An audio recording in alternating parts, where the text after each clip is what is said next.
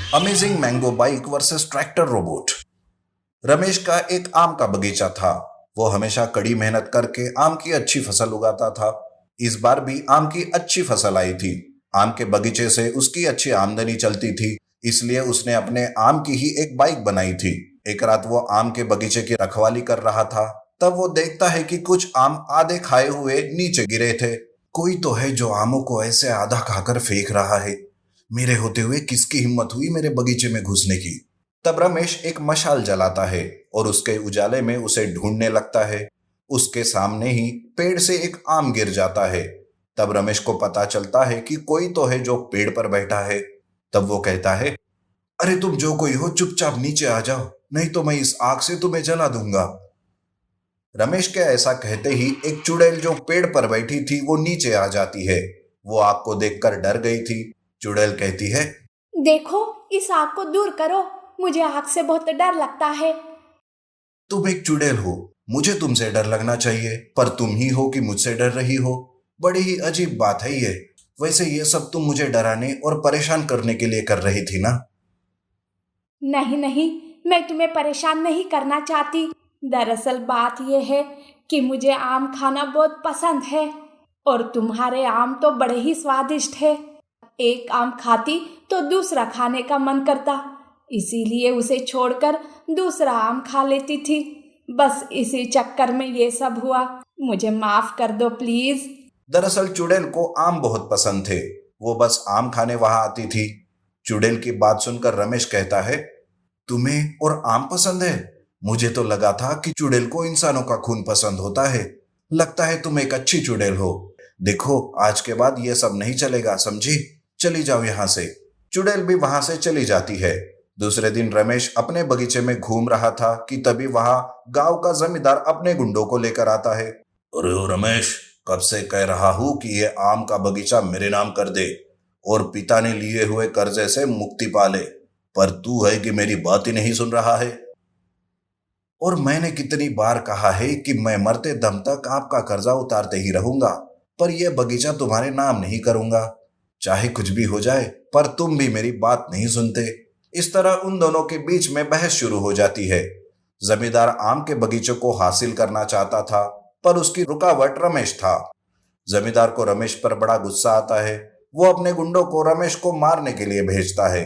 रमेश भी उनका सामना करता है, पर वो लोग ज्यादा थे और रमेश अकेला। सारे रमेश को घेर कर मार रहे थे कि तभी उसकी मैंगो बाइक अचानक से स्टार्ट हो जाती है। वो मैंगो बाइक गुंडों के ऊपर चढ़कर उन्हें मारने लगती है, पीटने लगती है। ऐसे बिना किसी के बाइक चलते देख वो सारे भूत भूत कहकर वहां से भाग जाते हैं, जिसे देखकर रमेश भी बहुत चकित हो जाता है। अरे ये सब आखिर कैसे हो रहा है? मेरी बाइक में ये शक्ति कहां से आई? तभी मैंगो बाइक से वही चुड़ैल उसके सामने आती है। तब रमेश सब समझ जाता है। तब वो चुड़ैल कहती है, देखो रमेश, कल तुम्हें मुझे छोड़ दिया था, इसीलिए मैं आज तुम्हारी मदद करने आई।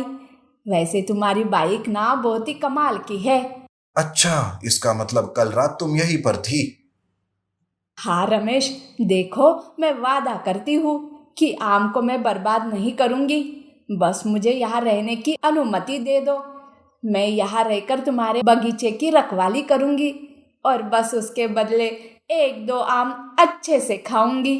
रमेश चुड़ैल की बात मान लेता है और उसे बगीचे में रहने की अनुमति देता है। चुड़ैल उसी आम के बगीचे में रहकर बगीचे की रखवाली करने लगती है। रमेश भी सुकून से अब घर पर ही रहने लगता है। इधर जमींदार रमेश की वजह से काफी चिढ़ गया था। वो अपने आदमियों से कहता है, अरे सुनो रे, आज रात उस रमेश के बगीचे को आग लगाकर खाक कर दो। आज रात उसकी बर्बादी की रात होनी चाहिए। उसी रात जमींदार के आदमी बगीचे को आग लगाने जाते हैं। जमींदार का एक आदमी आग लगाने ही वाला होता है कि चुड़ैल वही आग उसके पतलून में लगा देती है। वो आदमी आग आग करके चिल्लाने लगता है।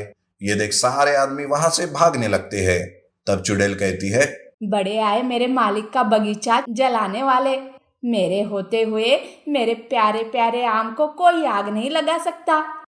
सारे आदमी जमींदार को बगीचे में भूत होने की बात बताते हैं।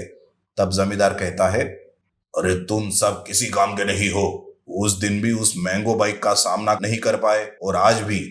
अब तो मुझे ही कुछ करना होगा। जमींदार रमेश को बर्बाद करने के लिए शहर से एक ट्रैक्टर रोबोट मंगवाता है। दूसरे दिन रमेश अपनी मैंगो बाइक से आम के बगीचे में जाता है। चुड़ैल उसे रात की सारी बात बताती है। रमेश चुड़ैल का धन्यवाद करती है। तभी वहां जमींदार का ट्रैक्टर रोबोट आता है। वो आम के पेड़ों को उखाड़ फेंकने लगता है। अरे रुक जा, तुम मेरे पेड़ों को ऐसे नहीं उखाड़ सकता, रुक जा। तभी चुड़ैल मैंगो बाइक में समा जाती है और उस ट्रैक्टर रोबोट के सामने आती है। चुड़ैल मैंगो बाइक से रोबोट पर वार करने लगती है। कभी उस पर धुआं छोड़ती तो कभी उस पर पानी बरसाती। मैंगो बाइक ट्रैक्टर रोबोट को अपने पीछे भगाती है ताकि उस रोबोट की बैटरी कमजोर हो जाए। और हाँ, ऐसा ही होता है। आखिरकार ट्रैक्टर रोबोट की बैटरी स्लो हो जाती है। तब जाके मैंगो बाइक उस रोबोट पर हमला करती है। बाइक उस रोबोट पर चढ़ जाती है और ऐसे बार बार करके ट्रैक्टर रोबोट को ढेर कर देती है। जमींदार चुपके से ये सब देख रहा था। अब मैंगो बाइक जमींदार के पास जाती है। अरे बाप रे, इस बाइक में तो सच में भूत है। अरे मुझे माफ कर दो, मुझे बख्श दो, छोड़ दो मुझे। मैंगो बाइक जमींदार का मुंह धुएं से काला करती है।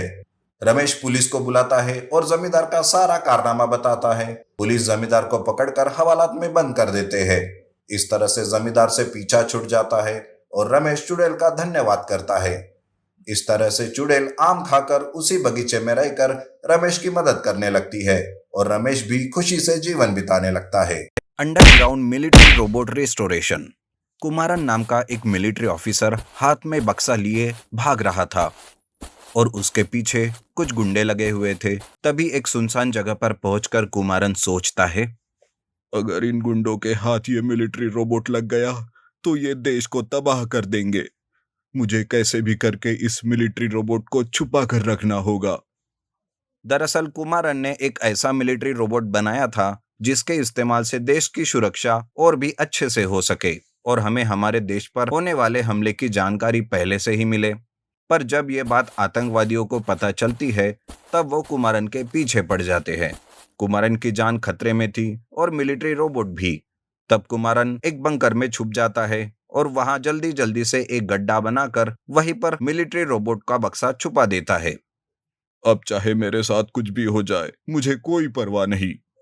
ऐसा सोचते हुए कुमारन बंकर से बाहर आता है, लेकिन गुंडों को चकमा देते हुए वहां से भागने की कोशिश करते वक्त कुमारन को गुंडे पकड़ लेते हैं और उसे मारते हुए मिलिट्री रोबोट का पता पूछते हैं। पर कुमारन उन्हें कुछ नहीं बताता और जब ये बात गुंडों के मुखिया सांबा को पता चलती है तब वो उन्हें पकड़कर अड्डे पर लाने के लिए कहता है। वहां जाते ही सांबा कहता है, मिलिट्री रोबोट को कहाँ छुपा कर रखा है, जल्दी बताओ, नहीं तो मैं तुम्हें छोड़ूंगा नहीं। मैं मिलिट्री रोबोट का पता तुम्हें कभी नहीं बताऊंगा, चाहे मेरी जान ही क्यों ना लो। सांबा कुमारन को बहुत मारता है पर कुमारन अपना मुंह नहीं खोलता। सांबा उसे वहीं पर कैद करके रखता है। उधर कुमारन और मिलिट्री रोबोट के गायब होने पर मिलिट्री उसे गद्दार घोषित करते हैं। इस तरह से कई साल बीत जाते हैं। कुमारन का बेटा निखिल बड़ा हो जाता है। एक दिन निखिल अपनी माँ से पूछता है, माँ, सब मुझे गद्दार का बेटा क्यों बुलाते हैं? पापा ने ऐसा क्या किया था माँ? बेटा, मुझे भी कुछ नहीं पता, पर हाँ इतना जानती हूँ कि तुम्हारे पापा गद्दार नहीं थे। वो देश के लिए जान भी देने के लिए पीछे नहीं थे। लेकिन पापा कहाँ है माँ? लोग कहते हैं कि उन्होंने देश से गद्दारी की। उन्होंने मिलिट्री रोबोट आतंकवादी को बेच दिया और दूसरे देश चले गए। वो गद्दार तो बिल्कुल भी नहीं थे। पापा होते तो ये कलंक जरूर मिटाते, चाहे दुनिया वाले उन्हें कुछ भी कहे। माँ की बातें सुनकर निखिल सच्चाई ढूंढने की कोशिश करता है। माँ से वो पिछली सारी बातें जानने की कोशिश करता है। वो भी एक इंजीनियर होता है।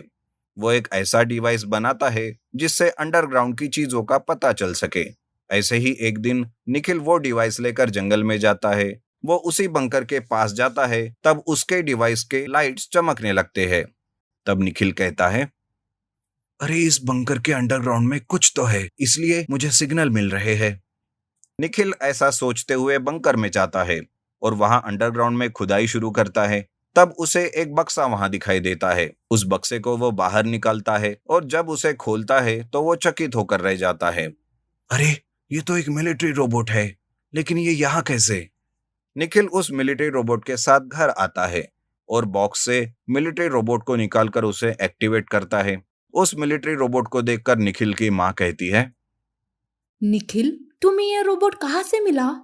यही तो है वो मिलिट्री रोबोट जिसे पापा ने बनाया था। ये बात सुनकर निखिल बहुत खुश होता है और वो जल्दी से उस रोबोट का रिस्टोरेशन करने लगता है। कुछ दिन बीत जाते हैं कि तभी एक दिन कुछ गुंडे उनके घर आते हैं और वो गन से डायरेक्ट फायरिंग करने लगते हैं। निखिल अपनी माँ को लेकर छुप जाता है। तब मिलिट्री रोबोट ही उन गुंडों का सामना करने लगता है।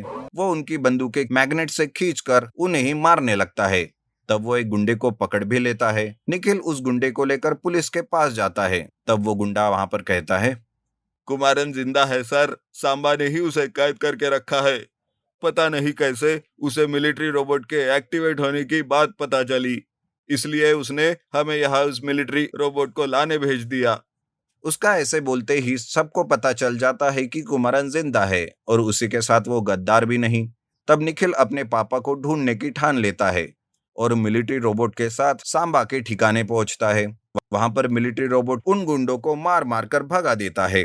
तब सांबा कहता है, देख कुमारन, तुम्हारा बेटा खुद मिलिट्री रोबोट को लेकर यहाँ आया है। अब तुम अपने बेटे को कैसे बचाओगे? ऐसा कहते हुए सांबा कुमारन को गोली से मारने ही वाला होता है कि तभी मिलिट्री रोबोट सामने आता है और वो उस वार को रोक लेता है। उसके सारे आदमियों को पहले ही मिलिट्री रोबोट ने मार दिया था। मिलिट्री रोबोट सांबा को पकड़कर खूब मारता है। तब तक वहां पुलिस भी आ जाती है और सांबा को पकड़कर ले जाती है।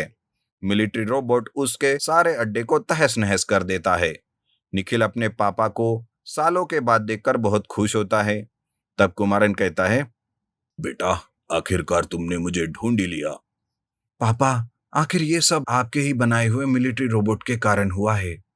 इस तरह कुमारन के ऊपर लगा हुआ देश के गद्दार का दाग मिट जाता है और निखिल भी मिलिट्री ट्रेनिंग लेना शुरू करता है।